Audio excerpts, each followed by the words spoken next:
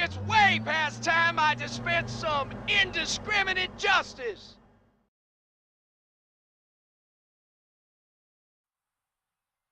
G'day guys, DuckVille here. We are going to have a look at a 4v4 on Megaton, the 4v4 map where everything happens. I tell you what, this is a very cool map for 4v4s. It seems as if all the really interesting games actually happen here.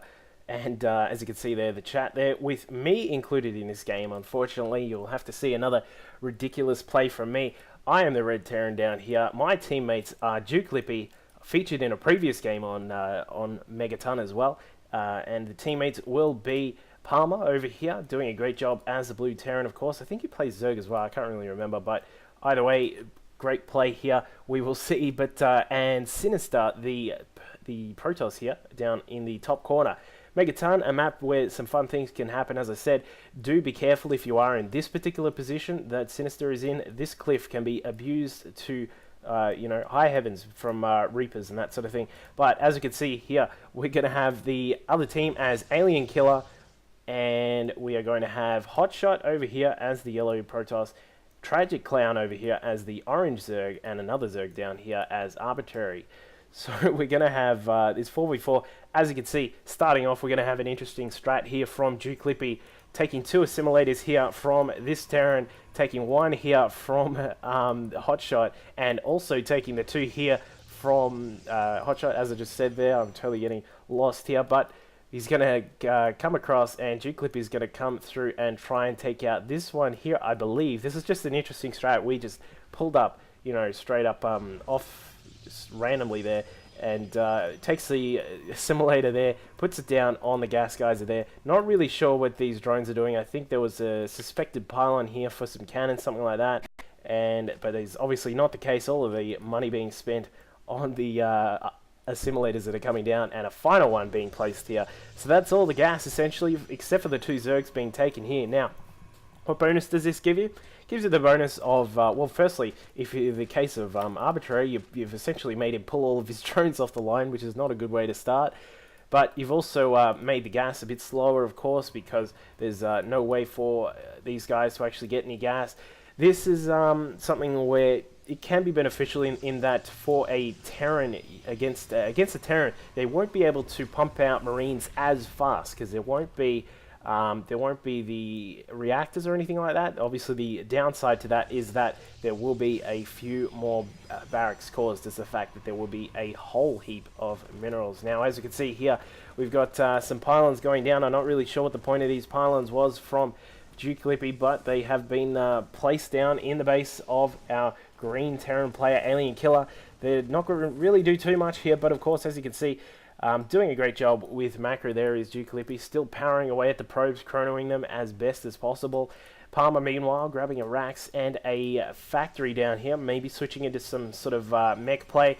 Meanwhile, Synizta blocking off this ramp. This is a bit of an important thing about this particular map, is you do need to be careful of these really big ramps here on the side. There's one here, and of course there's one here which has been walled off by Team 2 respectively. Now, the assimilators are finally being taken down. One gone, and this second one on HotShot's base is about to go down. The other one over here for TragicClown has also been removed, and the other 2 left over here on the base of alienkiller are about to go down as well. So a little bit of fun there just to see if you can you know, try something out like that in a 4v4. It can be a little fun, very unpredictable. It's one part of team games, is that you can do some unpredictable stuff, and it can be a lot of fun. As we can see here, we're going to have an armory here from Palmer. He's going to get that one up and rolling, going to get a second factory. This is definitely going to be something with Thors, I would assume. I can't totally remember what happened in this game, but as you can see, unfortunately, my macro was an absolute joke for this particular game here, but as you can see up in the top corner here, there is a reason for it. There is a command center up here. Now there's a there's an engineering bay here, getting ready for a planetary fortress. This is something which I've tried a couple of times on this map. All of my teammates get really pissed off when I do this as well, so it's quite fun to do for that particular reason as well. But we'll see what happens with this command center. We'll keep an eye on what is happening with that. As we can see here, alienkiller being very careful here, building a bunker, building 2 bunkers in fact, at this front section here. This I'd say sure, build one of them, 2 perhaps not, but he's going to do what he's going to do. Meanwhile, up here, DukeLipy building a nexus in the middle of nowhere, obviously a hidden nexus, and going to allow DukeLipy access to the gold minerals there, but perhaps a little bit further away to be of too much use here. Now, one thing which I will advise, if you are going to try something ridiculous as I've tried it here, do be aware that you cannot go any further than this. So if someone has taken this this expansion here, they are going to see you, and once you get to this point here, they can also see you as well. So as you can see here, a queen just hanging out here randomly. I'm seriously not sure if that was there just for this particular command center which was floating across, or whether it was there for another reason. But either way, it's taking shots at the command center. The command center is now going to float away. The queen heading back home. The other way to do this, just by the way, is to build your command center over here and then float it up to sort of round about this position here. You can actually take out a lot of buildings. That has worked once for me. But as we can see here, all of these shenanigans going on from DukeLipy and myself are giving Palmer and the teammate Synizta a bit of time to actually get some macro up and get some tech going. As you can see here, +1 weapons is on the way and Blink is already done. But back to the action here. The command center is down. The queen has come along to try and poke away at it. One key thing if you're going to do this sort of planetary fortress little funny stuff is to make sure you take some SCVs with it. Keep an eye on your SCVs and get them ready to repair. You don't want to repair too early because you don't want them to actually see them and actually start pounding away at the SCVs, because of course if you lose them you'll be in big trouble. But being very careful here as a bit of a detriment to my own macro is the micro on these SCVs. As you can see, being very careful running them around, trying to keep them away from the Hydras. One thing you can do once a planetary fortress is up is start building more SCVs. As you can see here, repairs starting to go down, planetary fortress wasting their queen, Hydra's about to go down. Do be aware that planetary fortress does splash damage, which actually does more damage to the units next to the target, which is really weird, or unless they've hotfixed that, I'm not actually too sure at the moment. But planetary fortress now going to town on all of these units here. They will one-shot Lings. They will do a great load of damage against Stalkers as well. And as you can see here, it has taken out a few units, not really causing too much of a hassle for Team 2, but certainly giving them something to think about as well. Now, as you can see, over here, once we get to it, the planetary fortress is down, finally taking out all of that. But if you have a quick look at what's been going on here, we've got Stalkers with +1 about to be done. They have Blink. He's going to be able to blink around and actually cause a lot of trouble. He's got more Stalkers here. We got some Thors over here as well. Where were the Thors? I thought there were Thors as well. Oh, there they are. Thors are going to come up from Palmer. More Stalkers here from DukeLipy as well. And this is just going to be an absolute Stalker fest. It's like a PvP up in here. And these guys are going to cause a lot of havoc with these Stalkers. Now the wall.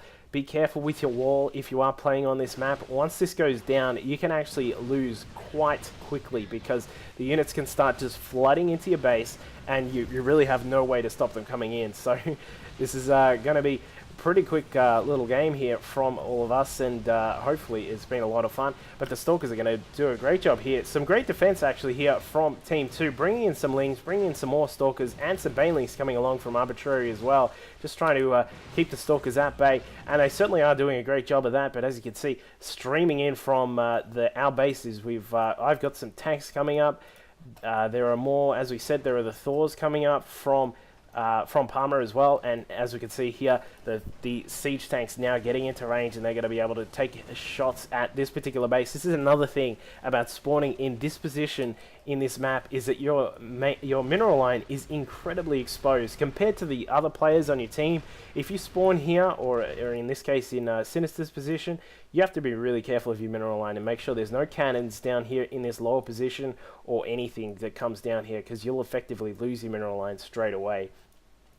Now let's have a quick look around at the ridiculous stuff that's going on. DukeLipy with this long distance gold expansion going on. Some Stalkers roaming around, just doing what they can. Thor's pounding away at whatever they can as well with their +1. So we've got Synizta on +1, DukeLipy and myself with no upgrades because we've been too busy doing stupid stuff.